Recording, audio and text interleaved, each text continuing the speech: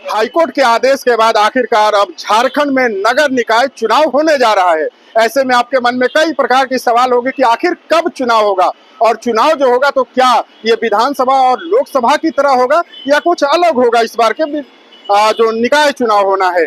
इन तमाम सवालों का जवाब जानने के लिए इस वक्त हम राज्य निर्वाचन आयोग के दफ्तर में पहुंचे हैं। आप देख सकते हैं ये राज्य निर्वाचन आयोग झारखंड का दफ्तर है और यहाँ के जो सचिव हैं राधे श्याम प्रसाद, उनसे जब हमने आगामी निकाय चुनाव के संदर्भ में जब पूछा तो उन्होंने बताया कि झारखंड के 48 नगर निकायों में चुनाव होना है। हालांकि चुनाव की तिथियों के संदर्भ में उन्होंने कहा कि इसे लेकर के अभी बैठकों का दौर जारी है, लेकिन हमारे पास जो विश्वसनीय सूत्रों से जो जानकारी प्राप्त है उसके मुताबिक, हमारे पास जो प्राप्त सूचना है उसके मुताबिक जनवरी के अंतिम सप्ताह में निकाय चुनाव को लेकर अधिसूचना जारी हो जाएगी। इसके साथ ही आचार संहिता लागू हो जाएगी। वहीं अगर वोटिंग की बात की जाए, मतदान की बात की जाए तो फरवरी के अंतिम सप्ताह में ये प्रस्तावित है कि मतदान होगा। और पूरी प्रक्रिया की अगर बात करें तो इस बार जो नगर निकाय जो चुनाव होगा वो ईवीएम से नहीं बल्कि बैलेट पेपर से होगा। बैलेट पेपर में भी अगर बता दूं तो मेयर या अध्यक्ष के लिए पिंक बैलेट पेपर होगा, वहीं वार्ड सदस्य या जो सदस्यों के लिए व्हाइट होगा। झारखंड में होने वाले आगामी नगर निकाय चुनाव को लेकर के तैयारियों, इसके साथ ही चुनाव की प्रक्रिया कैसी होगी, इन तमाम सवालों के जवाब दे रहे हैं झारखंड राज्य निर्वाचन आयोग के सचिव राधे श्याम प्रसाद। चुनाव को लेकर आयोग की क्या तैयारियां चल रही हैं?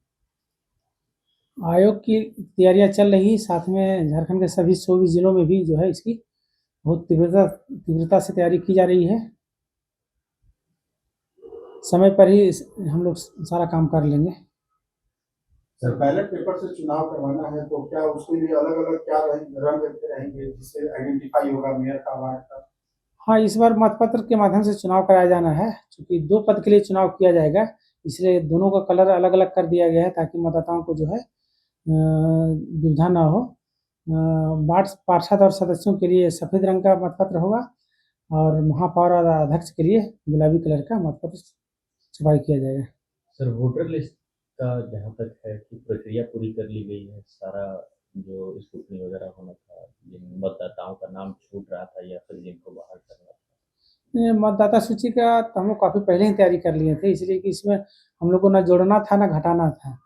इलेक्शन कमीशन ऑफ इंडिया के द्वारा जो पूर्व में प्रकाशित मतदाता सूची जो रहती है अक्टूबर 2024 का, हम लोग उसी के आधार पर तैयार करवाए हैं। उसमें ना हम लोग एक जोड़े हैं ना घटाए हैं। सर, एक